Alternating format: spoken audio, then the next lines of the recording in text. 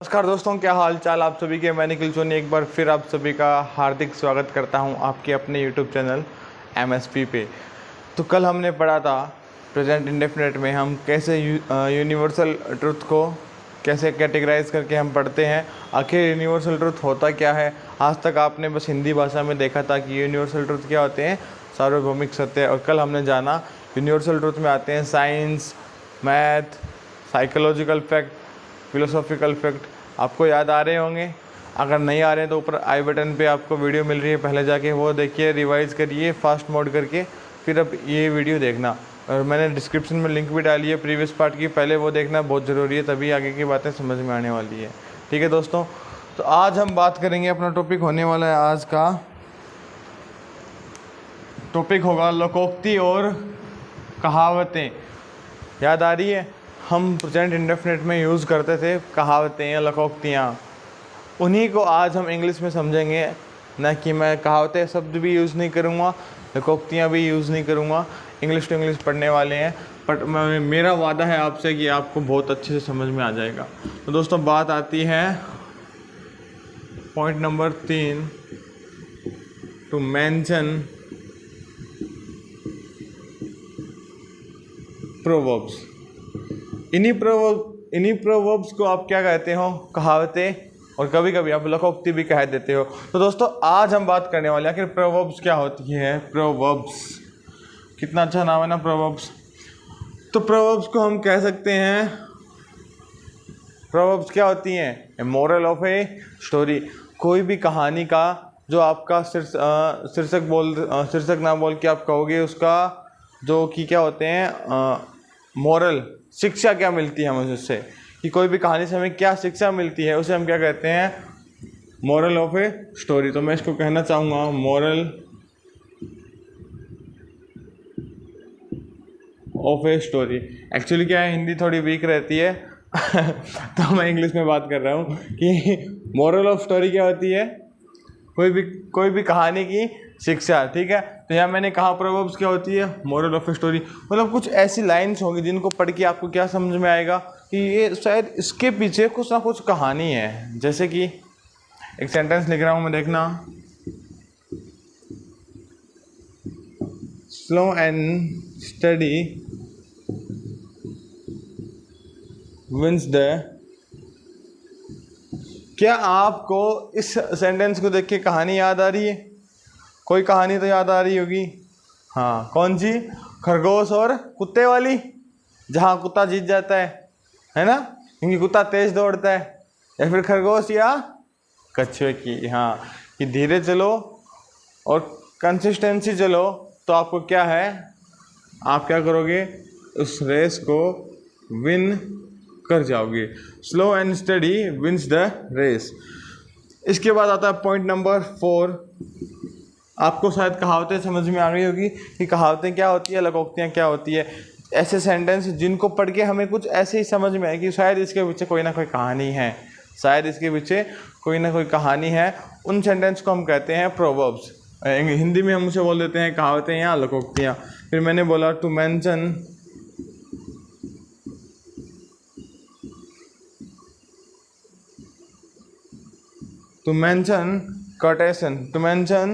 Quotation.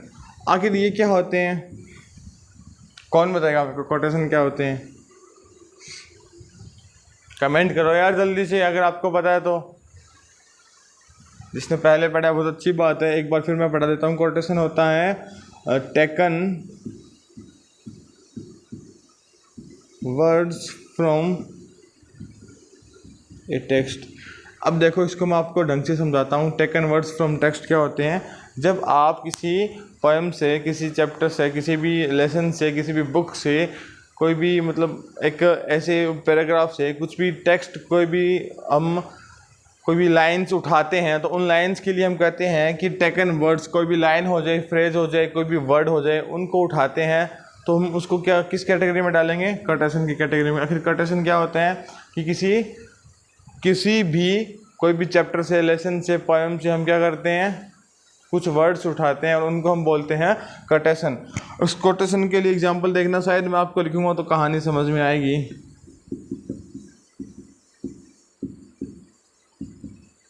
William Shakespeare says, और आपको मिलने वाले हैं दो ऑप्शन, विलियम शेक्सपियर सेज और said. What's in the name, क्या मिला आपको? What's in the name. हाँ, क्या मिला आपको? क्या मिला? व्हाट्स इन द नेम, कि नाम में क्या रहा, नाम में क्या रखा है। तो देखना दोस्तों, जब आपको विलियम शेक्सपियर जी ने कहा कि नाम में क्या रखा है, शायद उन्होंने आज नहीं कहा, कब कहा है? बहुत पहले कहा था ना। पर क्या है, उन्होंने कुछ पोएम्स लिखी हैं, उन पोएम से मैंने उठाया व्हाट्स इन द नेम, नाम में क्या रखा है। तो उसको बताने के लिए देखिए, हम सेज या सेड में से क्या ऑप्शन चूज़ करोगे? भले ही पहले कहा हो, पर हम क्या यूज़ करने वाले हैं? सेज, प्रेजेंट इंडेफिनेट यूज़ करने वाले हैं, क्योंकि कोटेशन किस में आते हैं?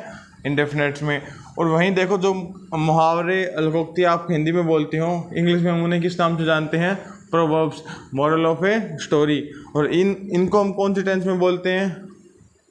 कौन सी टेंस में लिखते हैं? प्रेजेंट इंडेफिनेट में। अब एक और बात आती थी, जो आज के लिए ऑलमोस्ट लास्ट वाली मेन पॉइंट है, जिसको मैं कहूँगा टू मेंशन। अब हम क्या मेंशन करेंगे?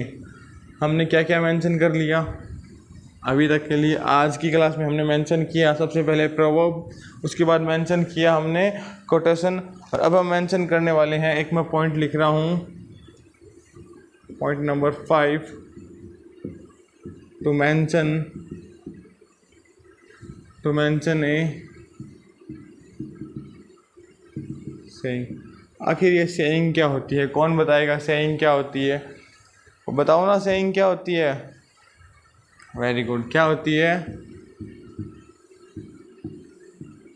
Spoken words of a famous person, या फिर आप कह दो कोई भी लेजेंड।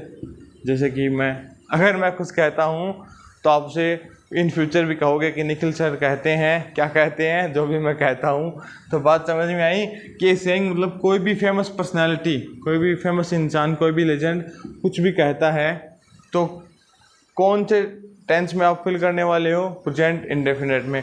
बात समझ में आ रही होगी। एग्जाम्पल देखना,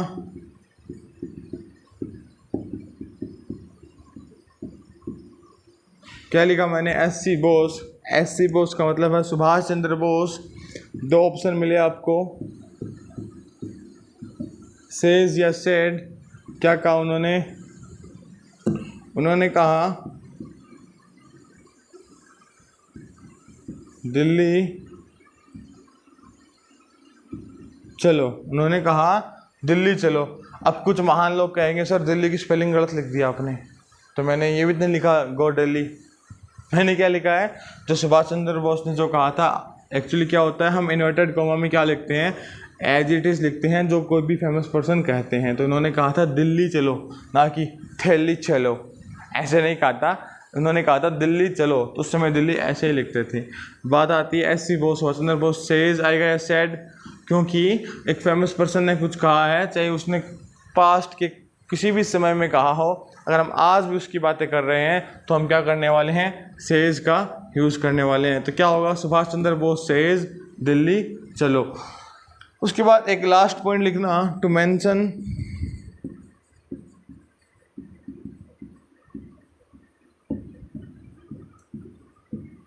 newspaper.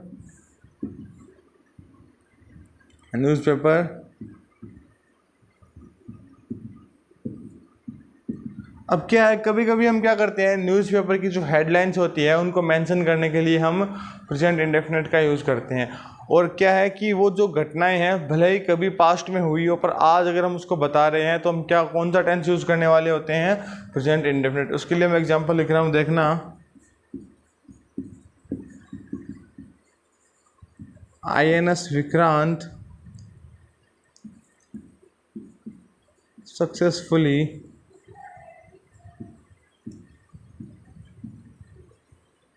successfully completes the fourth trial fourth phase of, क्या लिखा मैंने कि जो INS विक्रांत है उसने क्या सक्सेसफुली कंप्लीट कर लिया है, क्या है, the fourth phase of sea trial. अब देखिए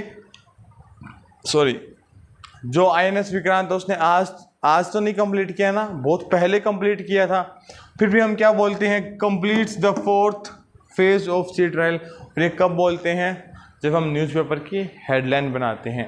शायद आपको ये देख के पता लग रहा होगा कि ये न्यूज़पेपर की हेडलाइन है।